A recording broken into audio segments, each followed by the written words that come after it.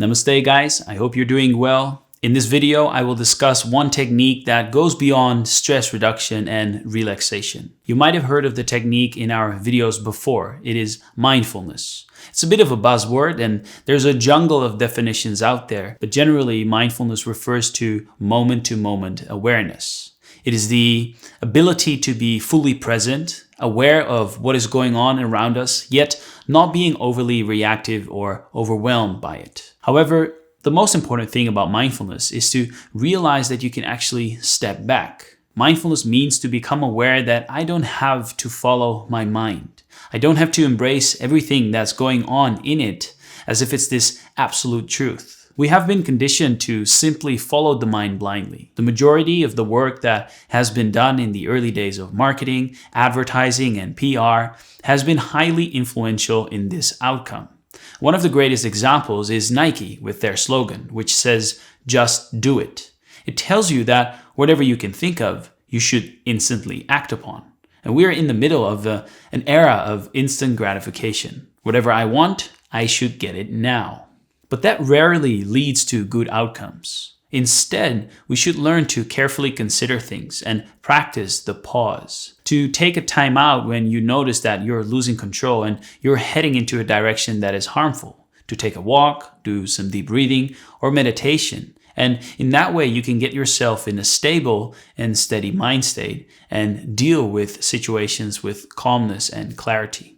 Have you ever heard of the rider and elephant analogy? It's a behavioral psychology model that was originally presented by psychologist Jonathan Haidt. In his book, The Happiness Hypothesis, he argues that humans have two sides. One is an emotional, automatic, and irrational side, the elephant, and the second is an analytical, controlled, and rational side, which is its rider. So according to this model, the rider is rational and can plan ahead, while the elephant is irrational and driven by emotions and instinct. And it is a constant challenge to tame the elephant. We can approach this analogy in a different way and view the elephant as the mind and the rider as the self, where the self uses the mind as a tool to get something done, just like the rider uses the elephant to transport himself from A to B. The ancient philosophers and great thinkers have alluded to the importance of controlling the mind for decades. Horace, for example, said, "Rule your mind or it will rule you." So we should learn to master our mind, or at least prevent us from blindly serving our mind's desires. You may not be able to prevent strong emotions from manifesting, from arising, but you can certainly choose how you deal with those emotions, how you respond, how you will act upon those emotions. For example, if you are frustrated and you feel anger arising, will you give into it? Will you yell? Will you punch? Will you slam doors? Or will you walk away? Will you breathe deeply, slowly, do some meditation, reflect by journaling, or do something else? See, it's recommended to engage in a regular practice of mindfulness meditation so that you rise above the state of heightened emotion and you are able to step away from confrontation or extreme situations. Let's explore a little exercise. Look at an object. Doesn't matter what the object is, anything that you see around you, just focus on that for a minute. Are you aware that you see the object? If you are, then say to yourself, "I see the object." Focus your attention on that object for a few moments. Then close your eyes. And now try to picture that object on the screen of your mind. Become aware of the fact that you, the perceiver, are observing or looking at the image as it appears in your mind. Through this practice, you can realize that you are the viewer of your mind. You are the perceiver. You can observe your mind and its contents, just like you can observe or perceive a movie screen or its contents in a movie theater. Just as you are not the movie screen, so you are not your mind. When I understood that I was not my mind, it was actually a big relief. I was like, yeah, this makes sense. And yeah, of course, because my mind continuously assails me with a barrage of worries and anxieties and stresses and, making me crazy. But I don't necessarily have to act upon every emotion that is coming up. all the desires that come up, all the stresses that come up, everything that my mind thinks of, even, when I'm laying in bed trying to sleep and continuously thinking of things, I could be an attached or detached observer. So I'm not too affected by the things that are portrayed in the mind. It's like a movie screen. I'm just watching the movie and I can see whether this is something useful to take away or not, and I can just discard it. So learning how to use the mind as a tool to help me in getting good outcomes has really been a useful, a really meaningful endeavor.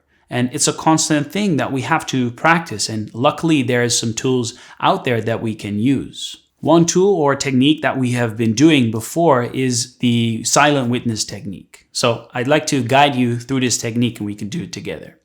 Make sure you're sitting comfortably and you have your eyes in a soft gaze or softly closed. And slow down your breath. Just breathe slowly and gently, but deeply. Each time you exhale, let your body relax and then begin to scan down your body from head to toe. Just notice any sensations as you scan down from the top of your head. You're not trying to change anything. Just become aware of your face, the back of your head, your neck, your shoulders. Become aware of your upper back and chest. Become aware of your arms, your hands, your torso. Become aware of your hips and buttocks. Now scan your lower body, thighs, knees, lower legs, ankles. Feel the bottom of your feet sitting or resting on the floor. And now notice your breath. Notice whether your breaths are deep or shallow or somewhere in between. Don't change anything, just be the passive observer of your breath. With each inhalation, say to yourself mentally, I am aware that I am inhaling. And with each exhalation, say to yourself, I am aware that I am exhaling. It is natural for your mind to wander. Don't worry about it. As soon as you notice that your mind has wandered, just gently bring it back to your breath. Now, let your breath return to normal. Let your mind relax and go wherever it will. Don't attempt to control the thinking process by trying to think certain thoughts or not to think other things. And instead, just let the mind think of whatever it will. Now, as a detached observer or witness, observe your mind and its ever-changing contents. As you observe your mind as a completely disinterested viewer, just say to yourself, I am the silent witness. I make no effort to think, but thoughts come automatically. I'm watching thoughts flow through my mind, but I am aloof from them. I am the silent witness to my mind's activities. It's very liberating to realize that you are not your mind. The mind can be a madhouse full of an endless number of desires, demands, thoughts, images, speculations, and so on. When you identify with your mind, you get pushed, pulled, and affected in various ways by the mind's ever-changing contents.